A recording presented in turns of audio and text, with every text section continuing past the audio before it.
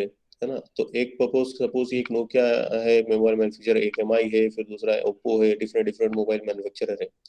ये सभी अगर अपने हिसाब से खुद के डिवाइस बनाते, फॉर एग्जांपल कि वो सिम कार्ड भी खुद ही डिजाइन करते, और दूसरे जो उसमें कैमरा लगने वाला है, उसमें माइक लगने वाला है, सभी वो खुद ही बनाते, एक पर्टिकुलर मैन्युफैक्चरर कंपनी जो मोबाइल बनाती, ठीक है।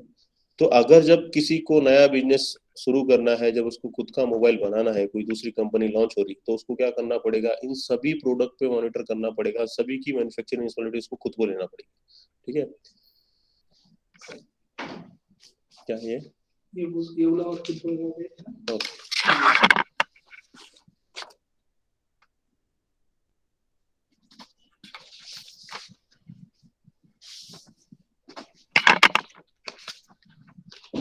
तो इसमें क्या होगा कि उसको सभी प्रोडक्ट के ऊपर ध्यान देना पड़ेगा और सभी चीजों का मैन्युफैक्चर करना पड़ेगा। लेकिन अगर ऐसा हो कि कुछ ऐसे प्रोडक्ट जो कि हम रेडी टू यूज कर सके, ठीक है, जैसे कि कैमरा, अभी कोई भी मोबाइल मैन्युफैक्चरर हो वो कैमरा डायरेक्टली रेडीमेड यूज करे और अपने मोबाइल सिस्टम में इंटीग्रेट कर ले। लेकिन वो मोबाइल सिस्टम में इंटीग्रेट कब कर पाएगा, जब उस मोबाइल सिस्टम के इंटीग्रेशन के लिए जो रिक्वायर्ड स्पेसिफिकेशन है वो सभी मोबाइल मैन्युफैक्चरर कंपनी फॉलो करेगी। समझ में आ रहा है मैं क्या बता रहा हूँ? जैसे कि यस। मैंने सिम कार्ड लिया, अगर मैं आइडिया का सिम कार्ड यूज कर रहा हूँ, ठीक है, तो आइडिया भी सेम साइज का सिम कार्ड मैन्युफैक्चर करेगा, मतलब कि यूज करेगा। जियो भी सेम यूज करेगा, एयरटेल भी का सेम यूज करेगा, और दूसरी जो भी टेलीकम्युनिकेशन कंपनी है सारे के सारे वही टाइप के सिम कार्ड को यूज करेंगे सर्विस प्रोवाइड करने के लिए। मान लो अगर ऐसा होता कि एयरटेल अलग साइज यूज कर रहा है, आइडिया अलग साइज यूज कर रहा है, जियो अलग साइज यूज कर रहा है, तो मुझे अगर पोर्ट करना पड़ता, मैं अभी आइडिया की सर्विस नहीं यूज कर पा रहा हूँ, मतलब मुझे अच्छा नहीं लग रहा, तो मैं चाहता हूँ मैं एयरटेल को स्विच करूँ, तो मुझे क्या करना पड़ेगा, एयरटेल के कॉम्पिटेबल मोबाइल यूज करना पड़ेगा। यस और नो? यस। ठीक है। जैसे कि पहले होता था जब रिलायंस ने नए नए मोबाइल लॉन्च किए थे, रिलायंस कॉम की बात कर रहा हूँ, रिलायंस टेलीकम्युनिकेशन की बात कर रहा हूँ, तो एक सीडीएमए टाइप का मोबाइल आता था, अगर किसी को याद हो तो, सुना है कभी? तो वो क्या होता था, उसमें इनबिल्ट सिम कार्ड होता था, है ना। आप उसी पर्टिकुलर रिलायंस की ही सर्विस को उससे यूज कर सकते थे, आप उस मोबाइल में दूसरा कोई भी सिम कार्ड इंसर्ट नहीं कर सकते थे, ठीक है। तो वो क्या हो गया, अब मेरे को मैं एक बाउंडेड हो गया कि मुझे लाइफ लॉन्ग फिर रिलायंस की ही सर्विस को यूज करना है। और आफ्टर सम टाइम क्या हुआ कि रिलायंस कम्युनिकेशन ही बंद हो गया, तो आपका जो भी पूरा इंफ्रास्ट्रक्चर था, जो भी आप लोग यूज कर रहे थे मोबाइल वगैरह, सब वेस्टेज हो गया ना। लेकिन अगर उस समय ऐसा होता है कि कोई भी टेलीकम्युनिकेशन, जैसे कि कोई भी टेलीकम्युनिकेशन कंपनी बंद होती है, एयरटेल बंद हो गई आज की तारीख में, तो क्या होगा, मैं सिर्फ एयरटेल का मोबाइल नंबर फेंक दूंगा, मोबाइल मतलब सिम कार्ड फेंक दूंगा, मैं दूसरा सिम कार्ड ले लूंगा, लेकिन मेरा मोबाइल तो वही रहेगा ना। यस और नो? यस। ठीक है। तो ये क्या होता है कि हर एक सिस्टम जो भी मैन्युफैक्चरर है मोबाइल का, वो क्या कर रहा है कि यूनिक स्टैंडर्ड फॉलो कर रहा है। तो ये होता है प्रोटोकॉल डिफाइन करने का काम, कि अगर जब भी आप कोई सिस्टम डिजाइन कर रहे हो, तो हमको क्या करना है, यूनिकनेस फॉलो करना है, जो भी स्टैंडर्ड डिफाइन किए गए है ना। अब स्टैंडर्ड कोड डिफाइन करता है, कुछ ऑर्गेनाइजेशंस रहती है जो कि इस पे काम करती है, जैसे कि IEEE, ये क्या है, किसी को फुल फॉर्म पता है? Institute of electrical and electronics engineering, ठीक है। तो इलेक्ट्रिकल और इलेक्ट्रॉनिक्स इंजीनियरिंग जिसके अंदर कंप्यूटर बाय डिफॉल्ट आता है, ठीक है, तो इसमें जो भी प्रोसेसेस होंगे, जो भी कम्युनिकेशन स्टैंडर्ड होंगे, जो भी प्रोटोकॉल्स होंगे, ये सारे सब कौन डिफाइन करता है? IEEE के अंदर डिफाइन होता है, ठीक है। अब जैसे अगर हम बोले कि हमारे इंडिया के अंदर जो भी प्रोसेस फॉलो होने वाली, जो भी रूल्स रेगुलेशन होगा, वो कौन बनाता है? Government of government. इंडिया, है ना, गवर्नमेंट ऑफ इंडिया। अब गवर्नमेंट ऑफ इंडिया की कुछ कमिटीज है, कमिटीज मीन्स उसके मिनिस्ट्री, होम मिनिस्ट्री होता है ना, एक्सटर्नल अफेयर मिनिस्ट्री होता है, फिर उसके बाद डिफेंस मिनिस्ट्री होता है, फिर डिफरेंट डिफरेंट ऐसे बहुत सारी मिनिस्ट्री, रेलवे मिनिस्ट्री होता है, ठीक है। अब ये मिनिस्ट्री का काम क्या है, ये एक तरीके से गवर्नमेंट ऑफ इंडिया इंडिया की बॉडी है। तो रेलवे मिनिस्ट्री क्या करेगा, रेलवे से जितने भी रिक्वायर्ड जो भी कम्युनिक मतलब कि जो भी स्टैंडर्ड्स होंगे, है ना, जो भी रूल्स रेगुलेशन है वो डिफाइन करेंगे, राइट। तो इस तरीके से तो क्या होगा कि वो रेलवे ने जो डिफाइन किया, फिर रेलवे के जितने भी एंटिटी होंगे सबको वही फॉलो करना है। बराबर है? समझ में आ रही है मैं क्या बात हूँ? ठीक है। तो कुछ ऐसे ऑर्गेनाइजेशन होते हैं जो ऐसे स्टैंडर्ड बनाते हैं। अब स्टैंडर्ड प्रोसीजर के फॉर्म में हो सकता है, प्रोटोकॉल के फॉर्म में हो सकता है, डिवाइस के फॉर्म में हो सकता है, कुछ भी हो सकता है, ठीक है। लेकिन वो स्टैंडर्ड का काम क्या है कि वो एक यूनिकनेस रहे, वो सभी कोई वही फॉलो करे, ठीक है। और उसका एक अगर हम एग्जाम्पल दें, आपने देखा होगा एक चार्जिंग का पिन आता है, मतलब सॉकेट, 2 पिन सॉकेट्स होते हैं। तो आपने अगर एप्पल के मोबाइल का देखा, तो उसका 2 पिन सॉकेट, जो चार्जर का सॉकेट हम लोग लगाते हैं, और हमारे इंडियन के जो आते हैं वो सॉकेट डिफरेंट रहता है या सेम रहते डिफरेंट है सर। हैं? हाँ, देखा है क्या कभी आपने? क्योंकि एप्पल यूएस में बन रहा है ना, तो वो क्या करते हैं, उसके लिए फिर एक्सचेंज डिवाइस लगाते हैं उसके अंदर, कि हम मतलब ये होता है ना एडाप्टर टाइप का कंसेप्ट, तो वहां पे वो स्टैंडर्ड फॉलो किया जाता है कि 2 पिन 3 पिन के लिए उस टाइप की पिन होती है, वो यूएस में जितने भी मैन्युफैक्चर होंगे वो सब वही फॉलो करते, क्योंकि वहां के लिए वो स्टैंडर्ड है।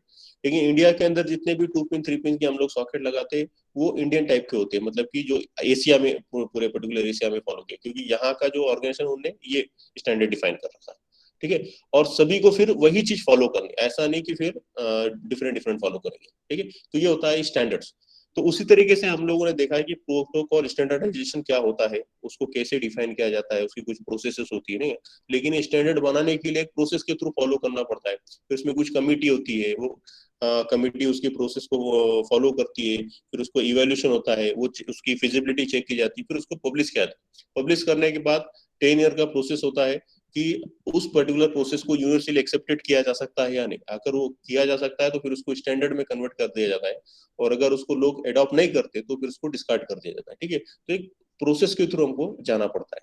ठीक है, तो वो चीज हम लोगों ने देखी थी। फिर उसके बाद वहां पे हमने देखा वेब ऑफ थिंग्स और internet of things. Web of things क्या होता है कि ऐसे डिवाइसेस जो डायरेक्टली वेब से कम्युनिकेट कर सकते हैं, जैसे कि हम लोग हमारे अगर मोबाइल पे देखे हो तो एक गूगल फिट करके एक कंसेप्ट होता है, जैसे कि एक एप्लीकेशन होती है जो कि हमारे मोशन को डिटेक्ट करती और बताती है कि हमने कितने नंबर ऑफ स्टेप चले, कितने नंबर ऑफ स्टेप हम लोगों ने चला। ठीक है, तो वो क्या है, वो एक सेंसर है जो हमारे मूवमेंट कैप्चर करता है और डायरेक्टली वेब एप्लीकेशन पे अपडेट कर देता है, तो उसको हम लोग क्या बोलेंगे, वेब ऑफ थिंग्स। और इंटरनेट ऑफ थिंग्स क्या होती है, जैसे कि फॉर एग्जांपल कि ऐसे डिवाइसेस जो कि डायरेक्टली इंटरनेट से कनेक्ट होते हैं और इंटरनेट के थ्रू कम्युनिकेशन करते हैं। ठीक है, तो उसको हम लोग बोलते हैं इंटरनेट ऑफ थिंग्स।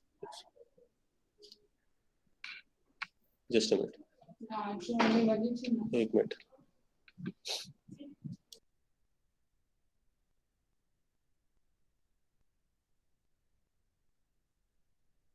कम्युनिकेशन करते हैं 1 to 1 डिवाइसेस, जैसे कि हम लोग बोले राउटर। राउटर क्या करेंगे, राउटर एक डिवाइस दूसरे डिवाइस से कम्युनिकेट, जैसे मोबाइल से डायरेक्टली कौन कम्युनिकेट करता है, राउटर। तो ये किसी एप्लीकेशन से इंटरेक्ट नहीं हो रही, किसी वेब एप्लीकेशन से इंटरेक्ट नहीं हो रही, लेकिन हम लोग जो इंटरनेट यूज कर रहे हैं डायरेक्टली राउटर से हमारे मोबाइल पे यूज करते हैं, इसको हम लोग क्या कहेंगे, इंटरनेट ऑफ थिंग्स, जो कि डायरेक्टली इंटरनेट से कनेक्ट होते हैं।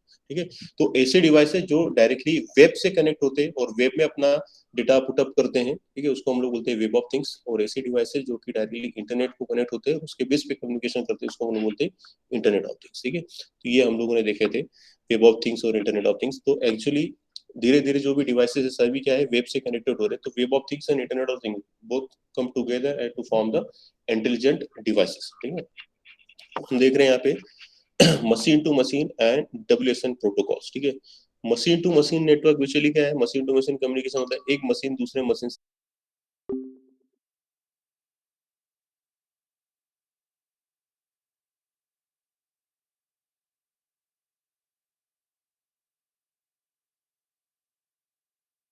Fashion, highly customize in fashion, मतलब क्या है कि हम जिस पर्टिकुलर एप्लीकेशन या जिस पर्टिकुलर पर्पस के लिए उसको डिजाइन कर रहे हैं उसके हिसाब से हम कर सकते हैं, मतलब कस्टमाइज कर सकते हैं हमारे रिक्वायरमेंट के अकॉर्डिंग। ठीक है, ऐसा कुछ फिक्स नहीं है कि वो स्पेसिफिक उसी प्रोसीजर को फॉलो करेगा। हमने क्या करते हैं, हम हमारे जो भी जैसे कि किसी भी इंडस्ट्री का ऑटोमेशन करना है, या जैसे कि अब जैसे हमारा मोबाइल वाईफाई से कनेक्ट होता है। ठीक है, वाई जो राउटर है वो एक अलग प्लेटफॉर्म है, हमारा मोबाइल एक अलग प्लेटफॉर्म है, हमारे सिस्टम भी अगर वाईफाई डिवाइस लगा हुआ है हमारे लैपटॉप में, वो भी एक राउटर से कनेक्ट हो सकता है। ठीक है, तो हम जैसा चाहे उसको वैसा कस्टमाइज कर सकते हैं मशीन टू मशीन कम्युनिकेशन के लिए। ठीक है, auto industry and smart grid industry are try to expand their market vertically because of the huge customer demand। ठीक है, तो जो ऑटो इंडस्ट्री मतलब व्हीकल होता है, ठीक है, तो उसमें धीरे धीरे क्या हो रहा है कि मतलब कि मशीन टू मशीन कम्युनिकेशन आ रहा है। आप देख रहे हो वहाँ पे गूगल मैप भी लगा रहता है, अगर गाड़ी में रिवर्स लेता हूँ तो उसमें सेंसर लगा रहता है, जैसे कोई ऑब्जेक्ट आ जाता है तो वो बीप करने लग जाता है, मतलब अलार्म बजने लग जाता है कि कोई ऑब्जेक्ट वहाँ पे आ गया। ठीक है, अगर आप देखेंगे कभी आपने सुना होगा एयरबैग्स, एयरबैग होते हैं, सुना है 4 व्हीलर में, है ना, यस तो यस सर। एयरबैग का यूज क्या होता है, क्यों होते हैं वो, सर हर एक हमें सीट था के पास लगे। एसएमई हाँ, क्या क्या? एसएमई में था हमें एयरबैग्स वगैरह सब। हाँ, तो क्यों होते हैं एयरबैग का यूज क्यों किया जाता है?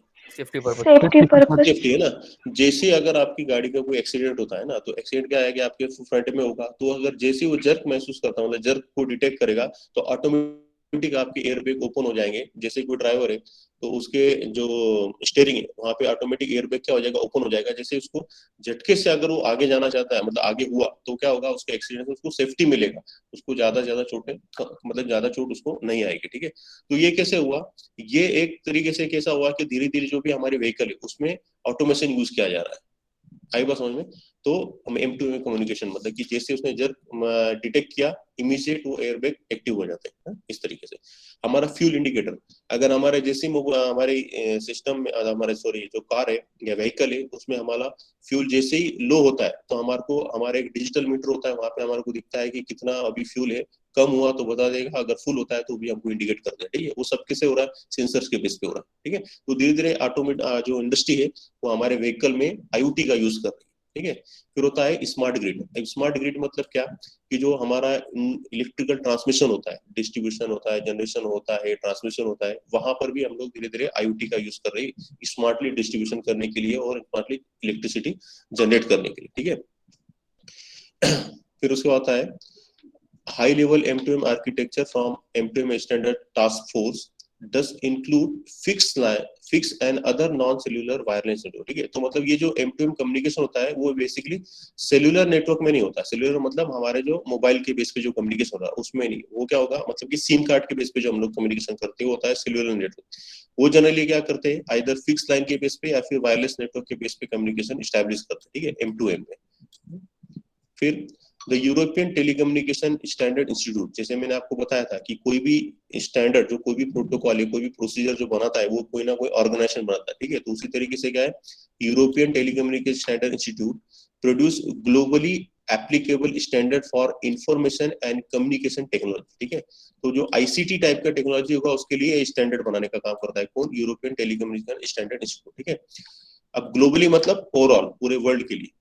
अब क्या क्या उसमें इंक्लूड है, including fix, mobile, radio, converged, broadcast and internet technology. ठीक है, फिक्स लाइन कम्युनिकेशन हुआ, मोबाइल कम्युनिकेशन हुआ, रेडियो कम्युनिकेशन हुआ, कन्वर्ज हुआ, ब्रॉडकास्ट हुआ या फिर इंटरनेट टेक्नोलॉजी, इसमें जो भी कम्युनिकेशन होगा, ठीक है, तो उसके लिए कौन रिस्पॉन्सिबल है, कौन स्टैंडर्ड बनाएगा, ये यूरोपियन टेलीकम्युनिकेशन स्टैंडर्ड इंस्टीट्यूट।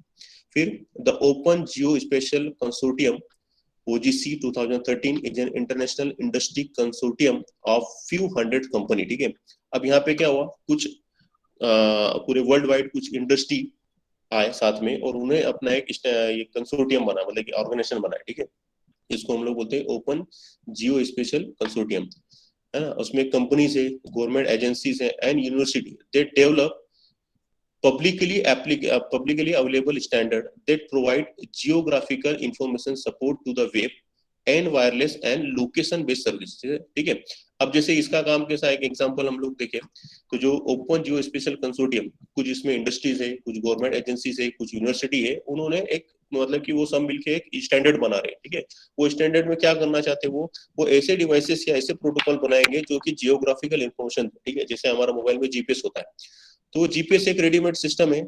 अभी कोई भी दूसरी मोबाइल मैन्युफैक्चरर कंपनी होगी वो डायरेक्टली रेडीमेड सिस्टम को लेगी और यूज कर लेगी। ठीक है, जैसे कि हम लोगों ने अभी प्रैक्टिकल परफॉर्म किया था IoT का, तो हमने आर्डिनो रेडीमेड लिया, सेंसर रेडीमेड लिया, डिफरेंट डिफरेंट सेंसर लिए और उसको इंटीग्रेट कर दिया हमारे सिस्टम में और प्रैक्टिकल परफॉर्म किया। हमने सेंसर मैन्युफैक्चर किए क्या, हमने आर्डिनो मैन्युफैक्चर किया क्या, नहीं, हमने क्या किया, रेडीमेड यूज किया। तो उसी तरीके से क्या, GPS सिस्टम रेडीमेड है, वो GPS सिस्टम में लूंगा और अपने मोबाइल पे लगा लूंगा, तो मुझे क्या होगा कि जियोग्राफिकल इंफॉर्मेशन मेरी मिल जाएगी। ठीक है, फिर OGC standard use to monitor, उसको यूज करके हम लोग मॉनिटर कर सकते हैं model and forecast flood, drought and environmental events। ठीक है, government agency can rapidly integrate the data from the different sensor network.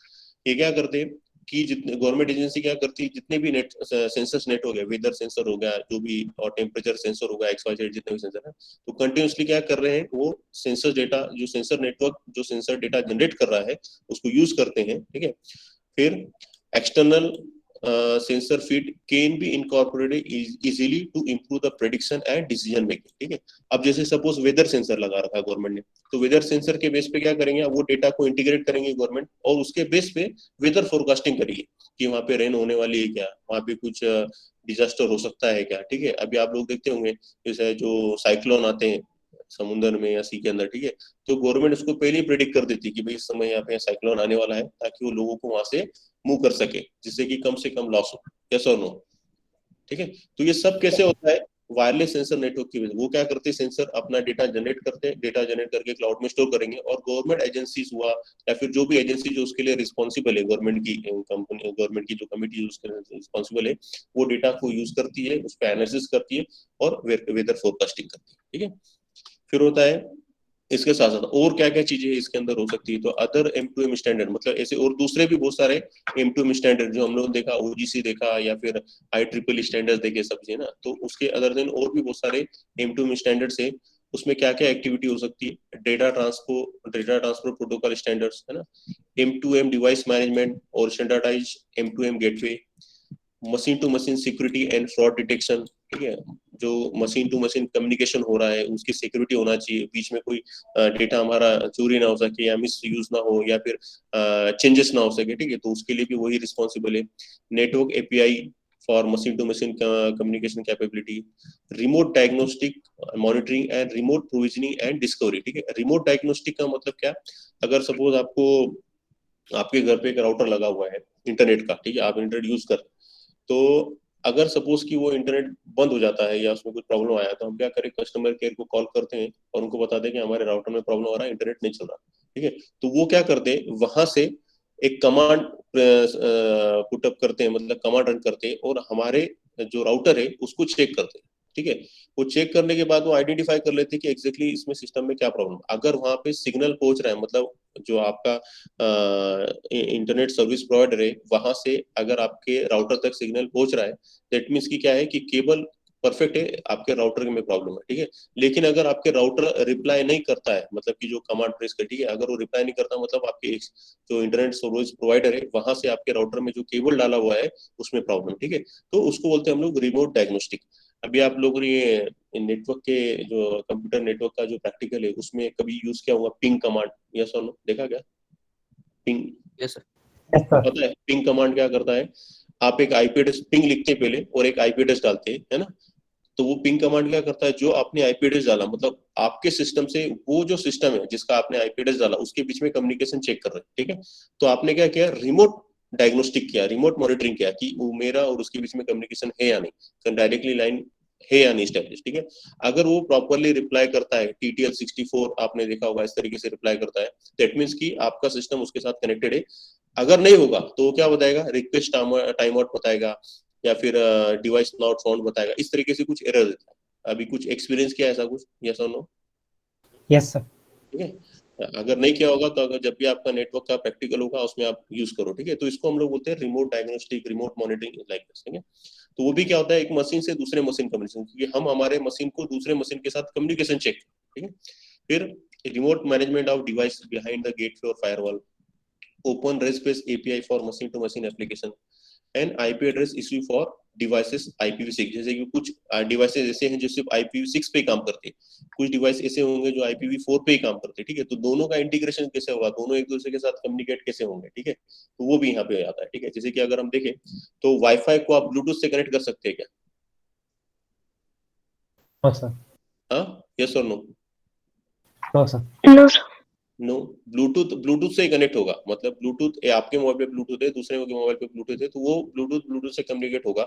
लेकिन ब्लूटूथ को वायरलेस से कम्युनिकेट नहीं कर सकते, मतलब वाईफाई से कनेक्ट नहीं कर सकते। ठीक है, तो वो क्या है, एक मतलब कि वो सिर्फ उसी पर्टिकुलर स्टैंडर्ड पे काम करते हैं। वाईफाई होगा तो वाईफाई से कनेक्ट होगा, ब्लूटूथ से नहीं हो सकता। ठीक है, तो ऐसे कुछ डिवाइसेस होते हैं, सोचते हैं सिर्फ IPv6 पे कम्युनिकेट करेंगे, कुछ ऐसे डिवाइसेस होंगे जो IPv4 पे कम्युनिकेट करेंगे। ठीक है, तो ऐसे जो इश्यूज होंगे, है ना, तो उसको कैसे रिजॉल्व किया जाए, वो भी कौन काम करता है, M2M स्टैंडर्ड, वो भी वही लोग देखते हैं। ठीक है, फिर अभी होता है चाइना मोबाइल WMMP स्टैंडर्ड। अब चाइना का कैसा है कि उन्हें खुद का एक स्टैंडर्ड बना है मोबाइल का, और जो कि वर्ल्ड वाइड यूज किया जाता है, जिसको अगर उसको यूज करना है जो कंपनीज है उनको। ठीक है, तो ये बेसिकली क्या है, M2M एप्लीकेशन, M2M डिवाइसेस, और इधर भी डिवाइसेस है, और ये सारे डिवाइसेस एक दूसरे से इंटरकनेक्टेड है। बीच में हमारा मशीन टू मशीन प्लेटफॉर्म है ना, वो डिवाइसेस अदर कनेक्टेड हो सकते हैं हमारे लीज लाइन के बेस पे, है ना, वायर लाइन के बेस पे कनेक्ट हो सकते या फिर वायरलेस के बेस पे हो सकते हैं, ठीक है। तो इसके कुछ क्या है, WMAP जो स्टैंडर्ड, इसके कुछ वर्जन है, मतलब कि अपग्रेड होते हुए वर्जन कुछ की, मतलब कि पहले कुछ और था, फिर उसमें कुछ नया अपग्रेडेशन हुआ, फिर नया वर्जन लॉन्च किया है ना। वर्जन आई थिंक आपको पता होगा क्या होता है, ये सुनो। आप मोबाइल की Yes, जो sir. Android Yes, sir. Version आते हैं ना, हम अपग्रेड करते हैं ना उसको, तो उसमें नया वर्जन आता है, तो जब भी नया अपग्रेड होता है तो उसको एक वर्जन नंबर हमको देना पड़ता है, ठीक है। तो उसी तरीके से क्या है, ये जो स्टैंडर्ड बना था पहले कुछ अलग था, और धीरे धीरे इसमें रिफाइन होने लगा, तो उसके नए नए स्टैंडर्ड है, ठीक है। तो जो वर्जन 1.0 था वो तो क्या था, enhance the connection of device to CMCC, मतलब central management communication control and M2M platform, ठीक है। जो एक्चुअली ये क्या है, मोबाइल WMP में स्टैंड है, मतलब जब मोबाइल मैन्युफैक्चर करते तो वो एक मोबाइल आपका दूसरे डिवाइसेस के साथ कैसे कम्युनिकेट करेगा, ठीक है, तो उसके कुछ स्टैंडर्ड्स होते हैं। allow user to manage monitor M2M terminal in real time and based on Ericsson WMMP 098 platform. अब इसका एकदम डिटेल इन्फॉर्मेशन में जाने की जरूरत नहीं, क्योंकि इसका कोई डिटेल आपसे कुछ पूछा नहीं जाता है इसमें, लेकिन सिर्फ एक इन्फॉर्मेशन यहाँ पे दी हुई है। सेकंड वर्जन में क्या हुआ, अब सेकंड वर्जन आपको पता होता है कि जब भी नया वर्जन लॉन्च होता है तो प्रीवियसली सब रहते हैं ना, और उसमें कुछ प्रॉब्लम्स होती तो उसको आपसे रिमूव कर देते, मतलब जो फीचर ऐसा है जो यूज में नहीं आता उसको रिमूव कर दे, और उसमें एडिशनल कुछ फीचर नहीं डालते, ठीक है। तो क्या है, ये इसी का रिफाइन वर्जन है 2.0। Further refine platform and device protocol, define business and management flow, है ना, उसी के अंदर ये business and management flow integrate किया गया।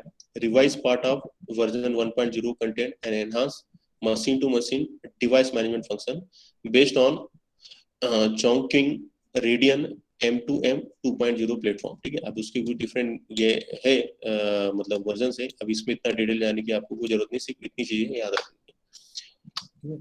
फिर 3.0 आया, इसमें क्या है, इंक्लूड प्रीएम्बल डेफिनेशन, जो प्रीवियस था वो सारा चीज यहाँ पे है ना। फिर transfer process device management, SIM card management, ठीक है। अब सिम कार्ड मैनेजमेंट कैसा, जैसे मैंने आपको बोला पहले CDMA टाइप की टेक्नोलॉजी यूज की जाती थी मोबाइल में, है ना, यस और नो, कि जो मोबाइल सर्विस प्रोवाइडर, मतलब कि जो ISP इंटरनेट सर्विस प्रोवाइडर हुआ या मोबाइल कम्युनिकेशन प्रोवाइडर हुआ, वो CDMA टेक्नोलॉजी, मतलब उनका खुद का मोबाइल देते थे आपको और उन्हीं का सिम कार्ड होता था उसी के अंदर, ठीक है।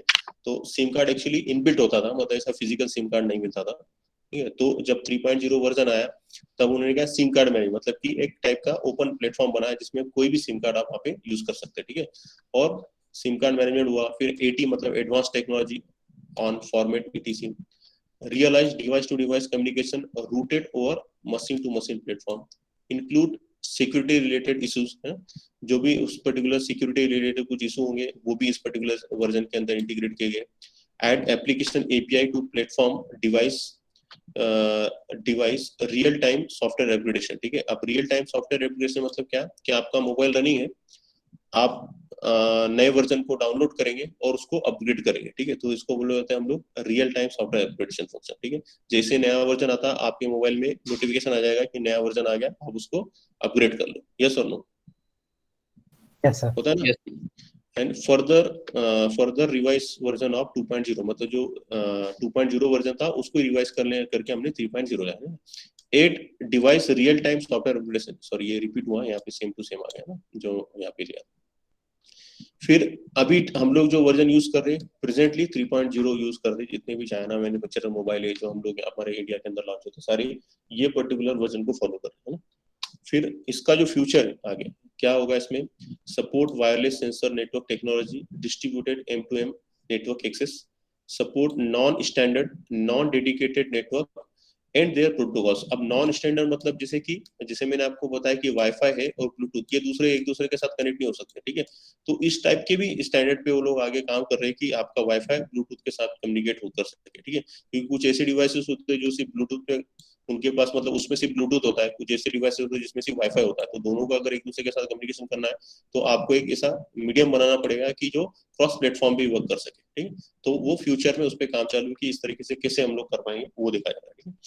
फिर realize automated terminal capacity distribution and realize direct device to device communication, ठीक है। तो ये सब चीजें हैं जो कि फ्यूचर में इस पर्टिकुलर स्टैंडर्ड में ऐड हो सकती है, ठीक है, जो अभी तक आई नहीं है लेकिन इस पे रिसर्च चालू है। ओके, समझ में आ रहा है सबको मैं क्या बता रहा हूँ? Yes, sir. Yes, sir. ठीक है। अब आगे हम लोग देख रहे हैं वायरलेस सेंसर नेटवर्क। अभी हम लोग देखा मशीन टू मशीन, हम लोग देख रहे हैं वायरलेस सेंसर नेटवर्क। ठीक है, wireless sensor network are special types of distributed measurement system. ठीक है, डिस्ट्रीब्यूटेड वाई, क्योंकि आपको पता है मैंने आपको ये बताया था कि सपोज कि मेरा एक ये मशीन है, ठीक है, ये मशीन ए है, ठीक है, और सपोज कि ये मशीन बी है, ठीक है, इन दोनों के बीच में जो डिस्टेंस है मान लो कि 10 किलोमीटर है ना, 10 किलोमीटर का डिस्टेंस है। अब इसमें जैसे कि मैं कॉलेज से आपको लेक्चर डिलीवर कर रहा हूँ, आप किसी आपके घर पे बैठे हो, कॉलेज और आपके बीच में डिस्टेंस है 3 to 5 किलोमीटर का, लेकिन ये सपोज कि कॉलेज में यहाँ पे मैं हूँ और यहाँ पे आप लोग हैं, हमारे बीच में डायरेक्ट कम्युनिकेशन है क्या? मतलब कि यहाँ से मैंने डायरेक्टली आपको लिंक कर रखा है क्या इस तरीके से? नो सर, क्यों? आपको ऐसा क्यों लगता है कि नहीं है, या अगर है तो क्यों है? इंटरमीडिएट मीडियाज भी उसमें बहुत बराबर है ना, क्योंकि मैंने कॉलेज में एक राउटर यूज कर रहा हूँ जिसका मैं इंटरनेट सर्विस प्रोवाइडर, मतलब कि जो मेरा एयरटेल का सर्विस प्रोवाइडर मैं उसका राउटर यूज कर रहा हूँ। फिर यहाँ से जो भी कम्युनिकेशन होता है वो एयरटेल के एक्सचेंज में जाता है। आप एक अलग राउटर यूज कर रहे हो या फिर मोबाइल यूज कर रहे हो, ठीक है, वो उसके एक्सचेंज में जाएगा और फिर ये एक दूसरे के साथ कम्युनिकेट करते हैं। ठीक है, तो यहाँ पे बहुत सारे इंटरमीडिएट नोड से जो वर्क कर रहे हैं हमारे बीच में कम्युनिकेशन स्टैब्लिश करने के लिए, हमारा कोई भी डायरेक्ट कनेक्शन नहीं। ठीक है, तो अगर जब इंटरमीडिएट नोड्स होंगे जो कि इन्फॉर्मेशन को मेरे एक्सचेंज करके पास करते रहेंगे, तभी मैं आपके साथ कम्युनिकेट हो रहा हूँ। तो वायरलेस सेंसर नेटवर्क क्या है, एग्जैक्टली उसी तरह का काम करता है। जैसे कि ये मेरा एक सिस्टम है, ये एक सिस्टम है, इन दोनों के बीच का डिस्टेंस बहुत है, लेकिन उसकी क्या है कैपेसिटी है कि एक जो वायरलेस डिवाइस है वो जैसे कि वाईफाई है वो सिर्फ 10 मीटर तक की रेंज प्रोवाइड कर सकता है, लेकिन मुझे तो कम्युनिकेशन 10 किलोमीटर तक करना है ना। तो क्या होगा, मैं बीच में इंटरमीडिएट सेंसर नेटवर्क लगाऊंगा जो कि मेरा जो जो पर्टिकुलर रेंज तक वो काम कर सकते हैं, तो यहाँ तक ये नेटवर्क प्रोवाइड करेंगे, फिर इससे आगे ये करेंगे, इसके आगे ये करेंगे, तो ही मैं यहाँ से यहाँ तक कम्युनिकेट कर पाऊंगा। यस और नो? Yes, sir. ठीक है, तो अगर ऐसा नहीं होगा तो क्या होगा कि हर एक के लिए सेपरेट लिंक क्रिएट करना पड़ेगा, नहीं तो आपको इस तरीके से, है ना। आपने सुना होगा इन नेटवर्क के अंदर मेश टोपोलॉजी, सुना है Yes, क्या? Yes, sir. सुना है. मेश टोपोलॉजी क्या होती है, जहां पे हर एक सिस्टम दूसरे सिस्टम से डायरेक्ट डेडिकेटेड लाइन से कनेक्टेड होता है ना, लेकिन उसमें क्या होता है फिर number of cable, number of infrastructure बहुत ज्यादा बढ़ जाता है ना। अगर कुछ फॉल्ट आया तो हमको डिटेक्ट करने के लिए बहुत डिफिकल्ट हो जाएगा, इसलिए हम लोग मेश टोपोलॉजी का यूज नहीं करते जनरली कनेक्शन के लिए, है ना। तो ये जब इस तरीके से नेटवर्क हम लोग क्रिएट करेंगे, है ना, एक पर्टिकुलर सेंसर नेटवर्क, फिर दूसरा सेंसर, और ये सारे सेंसर एक दूसरे से कनेक्टेड होकर डेटा को पास ऑन करते हैं, ठीक है, लॉन्ग डिस्टेंस तक। तो ये होता है वह हमारा वायरलेस सेंसर नेटवर्क, ठीक है, इसलिए इसको बोलते हैं हम लोग डिस्ट्रीब्यूटेड मेजरमेंट सिस्टम। फिर whose use has been increasing, है ना। अब जो वायरलेस सेंसर नेटवर्क है उसका यूज क्या हो रहा है, इंक्रीज हो रहा है day by day, particularly for monitoring, tracking and controlling purpose. ठीक है, अब देखते हैं हम लोग क्यों। ठीक है, अभी आपने क्या किया है, वेदर ऑब्जर्वेशन के लिए एक सिस्टम डिजाइन किया है जो कि वेदर की इंफॉर्मेशन को कैप्चर करेगा और स्टोर करेगा। ठीक है, अब वो क्या क्या है,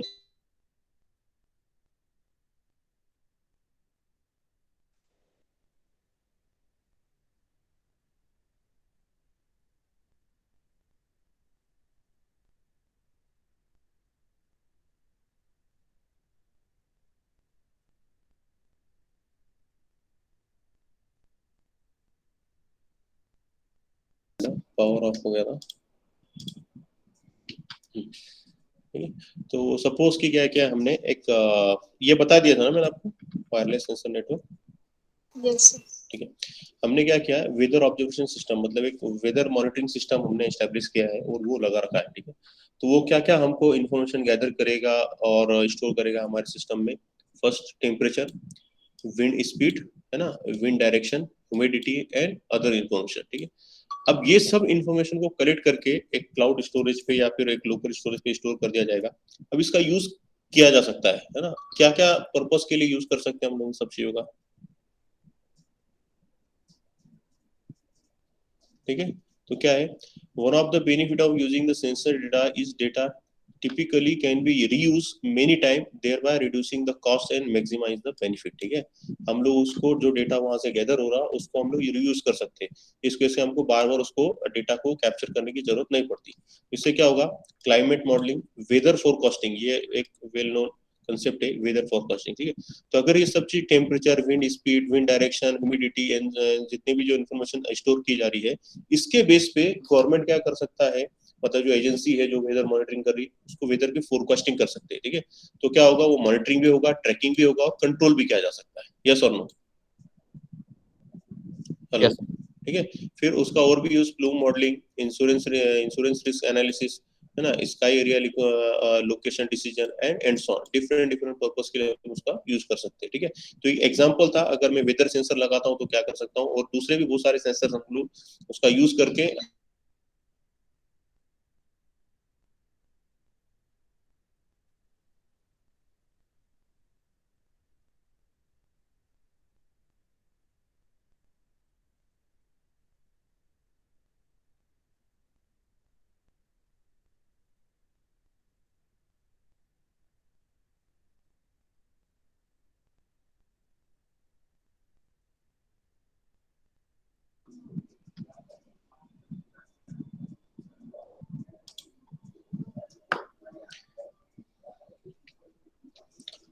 हेलो, Yes, sir. ठीक है। तो डिफरेंट डिफरेंट पर्पस के लिए हम उसका यूज कर सकते हैं ना। फिर क्या है, hundreds of sensor manufacturer build sensor for specific purpose, है ना। बहुत सारे ऐसे ऑर्गेनाइजेशन या मैन्युफैक्चरर कंपनियां हैं जो डिफरेंट डिफरेंट टाइप के सेंसर बना रही है स्पेसिफिक पर्पस के लिए। जैसे हम लोग देखा आईआर सेंसर देखा था, प्रॉक्सिमिटी सेंसर जिसको आईआर सेंसर हम लोग बोलते हैं। तो वो क्या करता है, ऑब्जेक्ट को डिटेक्ट करता है और स्पेसिफाई करता है कि यहाँ पे पर्टिकुलर इसमें ऑब्जेक्ट है। रेन ड्रॉप सेंसर होता है जो कि रेन को डिटेक्ट कर सकता है ना। एलडीआर सेंसर होता है जो कि लाइट इंटेंसिटी को डिटेक्ट कर सकता है। तो डिफरेंट डिफरेंट सेंसर है स्पेसिफिक पर्पस के लिए हम लोग बनाते हैं, और उस जो भी हम एप्लीकेशन डिजाइन कर रहे हैं, जो हमारा मेन एम है जिसके लिए हम लोग आईओटी एप्लीकेशन डिजाइन करना, उसके रिलेटेड हम लोग सेंसर लेंगे और हमारे सिस्टम में लगा सकते हैं, ठीक है, रेडीमेड सेंसर। फिर often using their on language and encoding different Meta data and so for, ठीक है। अब जितने भी सेंसर है उन सबका एक अपना अलग पैटर्न है कि वो किस टाइप की लैंग्वेज यूज करेंगे, मतलब कि डेटा गैदर करने के लिए क्या इनकोडिंग होंगी, क्या उसका मेटा डेटा होगा, ठीक है। अब ये लैंग्वेज में इनकोडिंग मेटा डेटा एक तरीके से हम लोग समझे तो सपोज कि महाराष्ट्र में मराठी लैंग्वेज बोली जाती है, तो उनका एक लैंग्वेज पैटर्न डिफरेंट है। वो मराठी में जो भी कम्युनिकेशन, अभी जो मैं बोलना चाहता हूँ मैं हिंदी में बात कर रहा हूँ आपसे, लेकिन जो आप बोलना चाहते हैं आप हो सकता है इंग्लिश में बोलेंगे, आप मराठी में बोलेंगे, ठीक है। लेकिन जो एम है पर्पसली वो एक ही होने वाला है, लेकिन क्या है हमारा सबका स्टाइल अलग अलग हो सकता है। आप अलग लैंग्वेज बोलेंगे, मैं अलग में बोलूंगा, आप अलग हो सकते हैं। तो उसी तरीके से सेंसर का भी क्या है, उसका खुद का लैंग्वेज जिसमें वो सेंसर डेटा को सेंस करता है और इनकोडिंग करता है और ट्रांसमिट करता है, ठीक है। तो इस तरीके से उनका खुद का टेक्नोलॉजी होता है। फिर standard data representation is the key to materialize the data integration and increase interoperability, ठीक है। अभी अगर सबका डिफरेंट डिफरेंट रहेगा, ठीक है, जैसे कि अब इंडिया के अंदर मराठी है, हिंदी है, बहुत सारी ऐसी लैंग्वेजेस है, ठीक है। लेकिन एक किसी पर्सन को सारी लैंग्वेज आना हार्डली इम्पॉसिबल, यस और नो? Yes, sir. ठीक है। तो हमको एक कॉमन स्टैंडर्ड बनाना पड़ेगा ना, जिससे कि मैं सभी के साथ कम्युनिकेट कर सकूं। तो इस कॉमन के लिए क्या है कि हम लोग एक इंग्लिश लैंग्वेज को यूज करते हैं जिसके बेस में हम लोग कॉमनली हर एक के साथ इंटरेक्ट कर सकते हैं, ठीक है। तो उसी तरीके से क्या है कि जितने भी सेंसर है वो उनका खुद का इनकोडिंग स्टाइल यूज करते हैं, खुद का लैंग्वेज, खुद का मेटा डेटा है। तो यहाँ पे क्या है कि हमको एक स्टैंडर्ड बनाना पड़ता है जिसके बेस पे मैं वो सेंसर को किसी भी सिस्टम के साथ इंटीग्रेट कर सकूं, ठीक है। तो जिससे क्या होगा, डेटा इंटीग्रेशन इजीली हो जाएगा, मतलब डेटा एक सिस्टम से दूसरे डेटा को मैं इजीली एक्सचेंज कर सकूंगा। और इंक्रीज इंटरऑपरेबिलिटी मतलब क्या है कि उसको उसका मतलब कि उसका यूज भी बढ़ सकता है, ठीक है, इस तरीके से। तो हमको एक स्टैंडर्ड डेटा रिप्रेजेंटेशन बनाना पड़ता है। अब क्या है, there are a number of standardization bodies in the field of wireless sensor network. उसमें से एक मेनली इंपॉर्टेंट का है IEEE, मतलब institute of electrical electronics engineering 1451, ना, उसका एक कमिटी है 1451, is the set of smart transducer interface. अब ट्रांसड्यूसर आपका सेंसर हो सकता है, एक्चुएटर है ना, interface standard developed by IEEE instrument instrumentation and measurement society sensor technology technical committee. मतलब IEEE के अंदर ही इंस्ट्रूमेंटेशन एंड मेजरमेंट सोसाइटी है ना। वो कौन सी सोसाइटी के उसके अंदर क्या कमिटी है, सेंसर टेक्नोलॉजी टेक्निकल कमिटी। जैसे कि मैंने आपको बताया था कि हमारे इंडिया में जो भी लॉ बनता है वो गवर्नमेंट बनाता है, लेकिन गवर्नमेंट के अंदर डिफरेंट डिफरेंट मिनिस्ट्रीज होती, वो पर्टिकुलर सेक्शन के लिए रिस्पॉन्सिबल होती है, ठीक है। उसी तरीके से क्या है IEEE के अंदर भी डिफरेंट डिफरेंट कमिटी है, जैसे कि ये sensor technology and technical committee, ये रिस्पॉन्सिबल है सेंसर के प्रोटोकॉल या उसके स्टैंडर्ड को डिफाइन करने के लिए, ठीक है।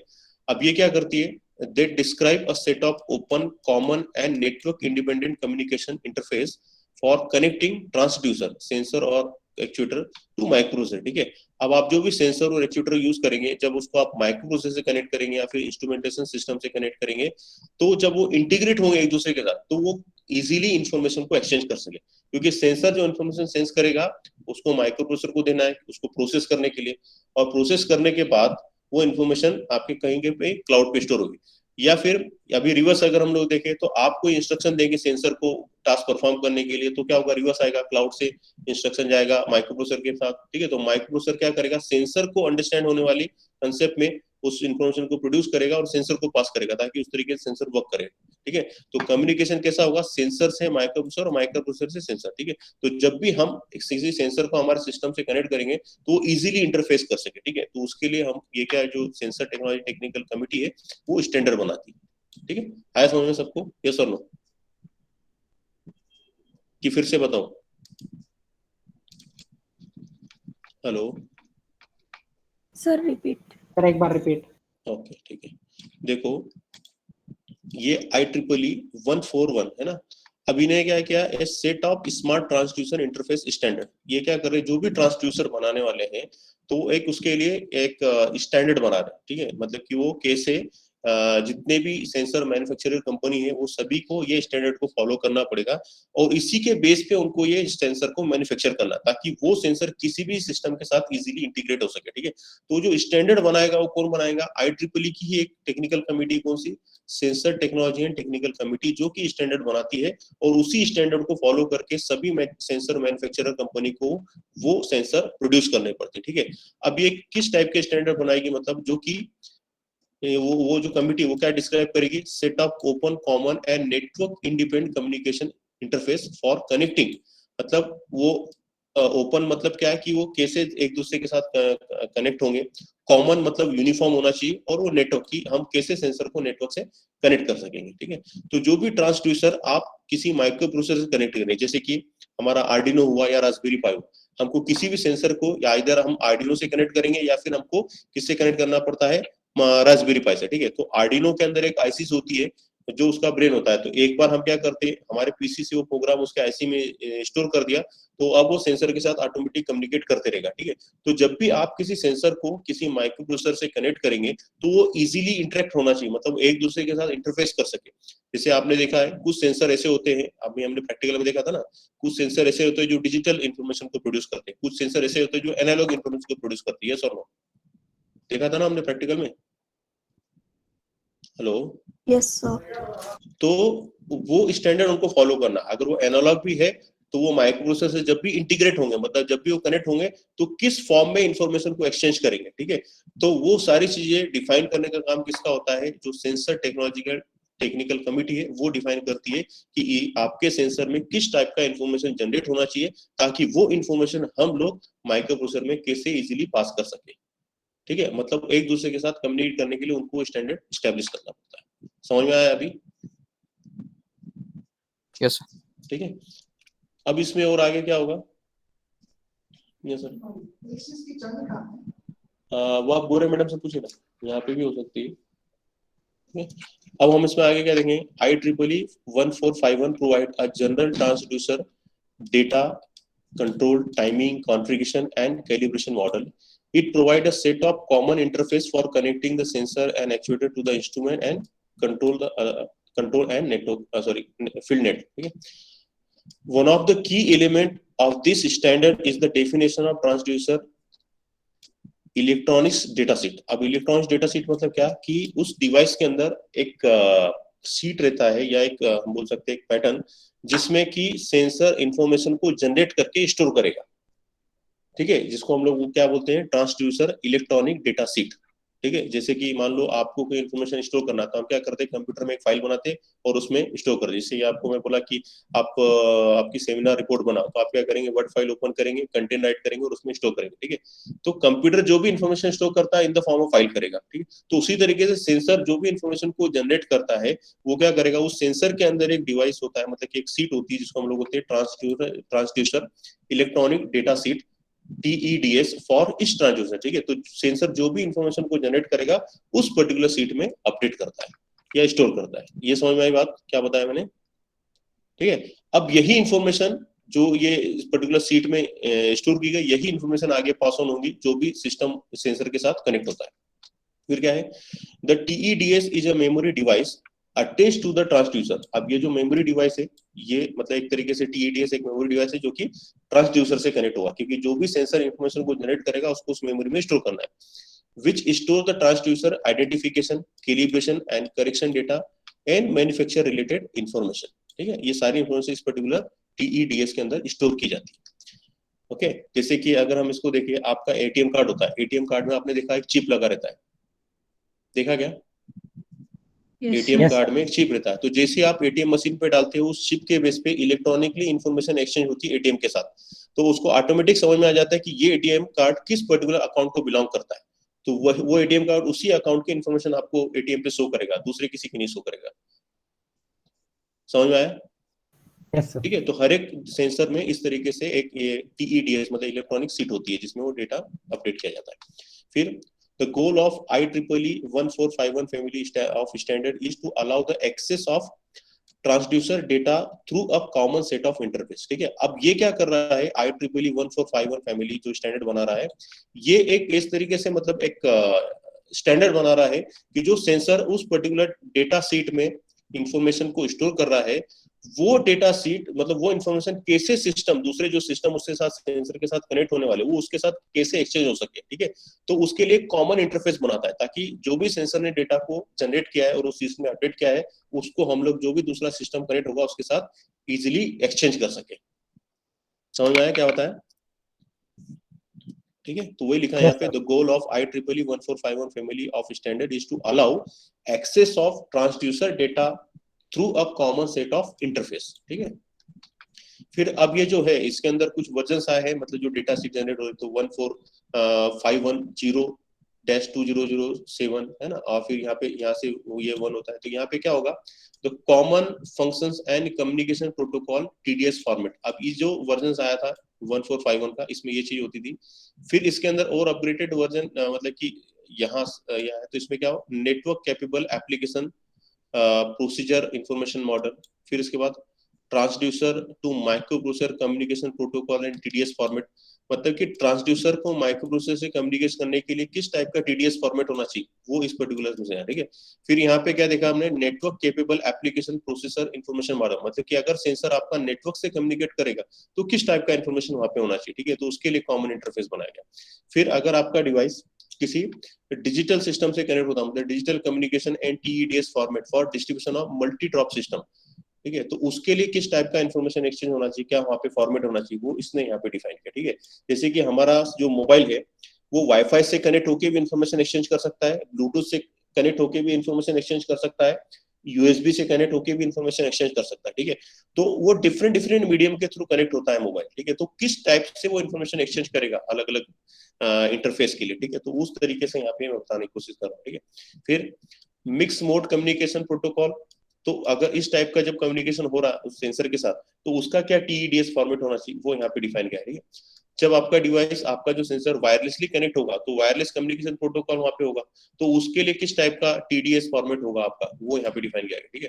फिर transducer to radio frequency identification system for communication protocol, मतलब कि RFID टाइप का कंसेप्ट अगर आप यूज कर रहे हो, तो वो सेंसर RFID से जब कनेक्ट होगा तो किस टाइप का वहाँ पे TEDS फॉर्मेट होना चाहिए, ठीक है, तो वो यहाँ पे डिफाइन किया है। मतलब क्या, जैसे मैंने आपको एग्जाम्पल बताया कि आपका मोबाइल वाईफाई से कनेक्ट होगा तब भी इंफॉर्मेशन एक्सचेंज करेगा, ब्लूटूथ से होगा तब भी इंफॉर्मेशन एक्सचेंज करेगा, है ना, USB के थ्रू होगा तब भी इंफॉर्मेशन एक्सचेंज कर रहा है, साथ में सेल्यूलर नेटवर्क के थ्रू होगा, जैसे कि मोबाइल आपको कॉल आते हैं, तो जब आपका एक डिवाइस, आपका जो मोबाइल है डिफरेंट डिफरेंट मीडियम के थ्रू कनेक्ट हो रहा है, तो वो किस फॉर्म में इंफॉर्मेशन को एक्सचेंज करना चाहिए, ठीक है, तो उस टाइप से हम लोगों ने यहाँ पे बहुत सारे स्टैंडर्ड बना रखे, और उस टाइप से TEDS फॉर्मेट होगा, हर एक सेंसर के लिए कुछ फॉर्मेट होगा, जिस पर्टिकुलर टाइप का इंटरफेस उससे कनेक्ट होता है उस टाइप से वो इंफॉर्मेशन को वहां पे एक्सचेंज करेगा।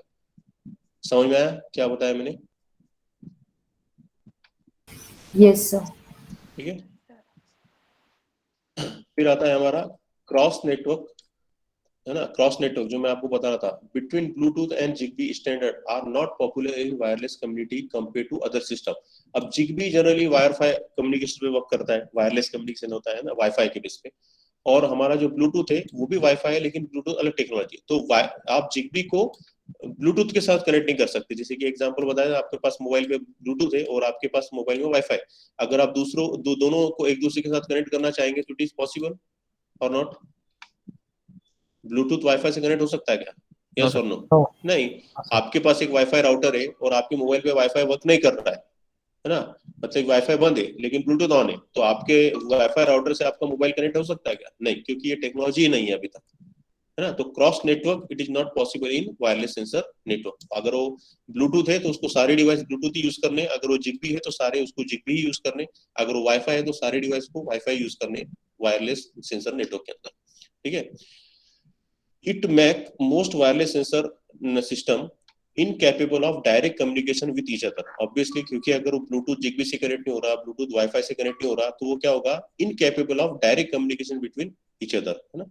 मतलब कि ब्लूटूथ वाईफाई से डायरेक्ट कम्युनिकेशन नहीं कर सकता, उसके लिए हमको मीडियम यूज करना पड़ेगा, तभी एक दूसरे के साथ वो कम्युनिकेट कर पाएंगे, ठीक है। फिर कंटेंट और wireless sensor network discuss are more device और नेटवर्क फोकस, ठीक है। इसमें जो भी हम लोगों ने देखा है वो डिवाइस टू डिवाइस फोकस होगा या फिर नेटवर्क फोकस, मतलब कि अगर हम जब भी वाईफाई सिस्टम यूज कर रहे हैं, वाईफाई टाइप का प्रोटोकॉल यूज कर रहे हैं, तो सारे के सारे जो कंटेंट होंगे वाईफाई के थ्रू ही ट्रांसमिट होने वाले। अगर हम जिगबी की बात करेंगे तो सारे डिवाइस जिगबी पे आके ही एक दूसरे के साथ कम्युनिकेट करेंगे, ठीक है, लाइकवाइज। फिर उसके बाद था OGC, open geospatial consortium, and W3C has been doing research and standardization work following a data focus approach. मतलब कि ये जो ओजीसी है और W3C ये अभी इस पे रिसर्च कर रहा है कि कैसे क्रॉस प्लेटफॉर्म कम्युनिकेशन किया जा सके। मतलब अगर आपका डिवाइस एक ब्लूटूथ है और दूसरा अगर वाईफाई है, तो दोनों के बीच में कैसे एक दूसरे के साथ कम्युनिकेशन हो सके, तो उसके लिए अभी इस पे ओजीसी एंड W3C ये कॉमनली इस पे रिसर्च कर रहे हैं, ठीक है। लेकिन अभी तक ऐसी कोई टेक्नोलॉजी नहीं है जो कि ब्लूटूथ और वाईफाई को डायरेक्टली कम्युनिकेशन कर सके। Okay, Yes, sir. ठीक है। सिर्फ एक सिंगल स्लाइड बाकी, मैं आपको बताता हूँ ना। Semantic sensor web is an approach for annotating sensor data based on OGC sensor web enablement, है ना। इसमें क्या होगा? Following data encoding specification have been produced by OGC sensor web enablement working group. मतलब कि एक तरीके से क्या कर रहे हैं ये लोग कि जो सेंसर है उनको डायरेक्टली हम वेब से कनेक्ट करेंगे और उस वेब के बेस पे दूसरे किसी प्लेटफॉर्म के साथ वो कनेक्ट हो सके। जैसे कि ये सेंसर है, इसने वेब में डेटा को पुटअप किया है और फिर यहाँ से कोई भी दूसरा एप्लीकेशन डेटा को यूज कर सकता है, ठीक है। तो उसके लिए यहाँ पे डिफरेंट वर्क चालू है। तो क्या है? SWE कॉमन मतलब common data model and schema मतलब एक फॉर्मेट जिसके बीच में हमको डेटा एक्सचेंज किया जाता है, ठीक है। फिर sensor ML model and schema for sensor system and processes surrounding the measurement, इसके लिए ये काम कर रहा है। फिर observation and measurement model and schemas for packaging and observation value के लिए ये काम कर रहा है। ट्रांसड्यूसर मार्कअप लैंग्वेज, है ना, मतलब कि जो सेंसर इंफॉर्मेशन को जनरेट करेंगे तो उसके लिए एक लैंग्वेज डिफाइन की जा रही है, ट्रांसड्यूसर मार्कअप लैंग्वेज, ठीक है। तो model and schema for multiplex data from sensor system, मतलब सेंसर जो डेटा जनरेट करेंगे वो क्रॉस प्लेटफॉर्म पे भी एक्सचेंज किया जा सके, ठीक है। तो ये अभी इस पे काम चालू है जो कि डिफरेंट सिस्टम के बेस पे इंटीग्रेट किया जाएगा हमारे सिस्टम, ठीक है। अब ये जो स्काडा एंड RFID मैं आपको नेक्स्ट लेक्चर में एक्सप्लेन करता हूँ, ठीक है। Okay sir, Okay. ठीक है, thank you. Thank you sir. Thank you, sir. Thank you, sir. Thank you, sir.